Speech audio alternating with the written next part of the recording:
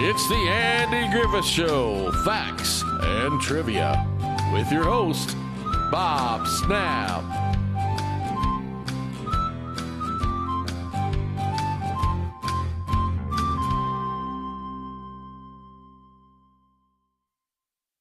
Hi, guys, and welcome to the Andy Griffith Show, Facts and Trivia. Thank you for being here today. Today's video. I'm sorry, I can't get rid of this. The tragic real young life of life as a youth of Don Knotts. He really went through some stuff, man. And how he come out a survivor is just amazing to me. The term national treasure might get tossed around a lot, but if there's anyone that it actually, honest to gosh, should be applied to, it's Don Knotts. The Andy Griffith Show remains a quintessential piece of Americana. It's a throwback to different times when everyone in town knew everyone else, when neighbors were more than willing to lend a hand when and where help was needed, and when police work could be done by a very excited man who could carry a gun, as long as he kept his one bullet safely tucked away in his pocket. Knotts was, of course, Deputy Sheriff Barney Fife, and still the role he's most remembered for. However, he did have a long career that included Three's Company and movies like The Ghost and Mr. Chicken. But it's the Andy Griffith Show that has remained a go-to when you're looking for a little wholesome classic television. Epically funny and classically hilarious, Knotts might be remembered as a funny man, but his life was full of sadness and tragedy. Jesse Donald Knotts was born in Morgantown, West Virginia in 1924. When author Daniel Device did a deep dive in the Knotts' childhood in his book Andy and Don, The Making of a Friendship in Classic American TV Show, he wrote that his childhood was horrible. Knotts was an accidental child that came along 14 years after his next closest sibling. His two older brothers shared their bedroom with the family boarder, while Knotts slept on a cot in the kitchen. His father, Jesse Sr., was mostly bedridden by the time he was born.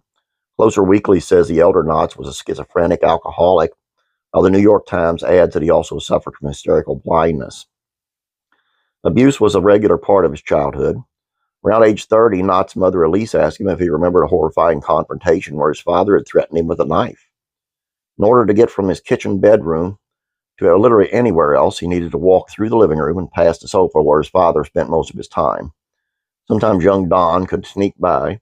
Otherwise, this invariably ends with threats. It's no wonder, then, that as a young boy, Don Knotts was already pale, thin, and was regularly sick.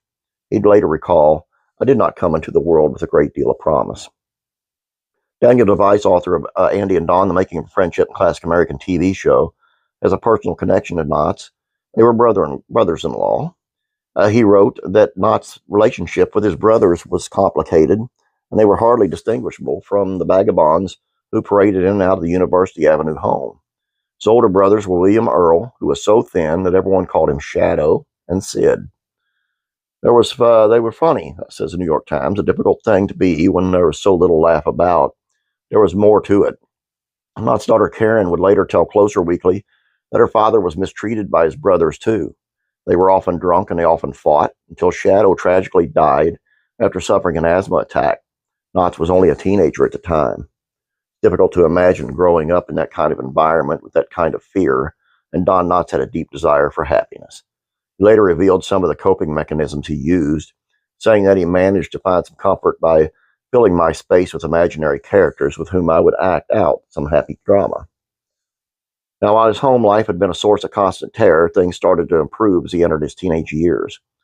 His daughter Karen told Closer Weekly when his father passed, he was 13 years old. At that point, that huge burden lifted off of him, and he became old enough that he was able to get the other brother under control, so he was no longer terrorized at home.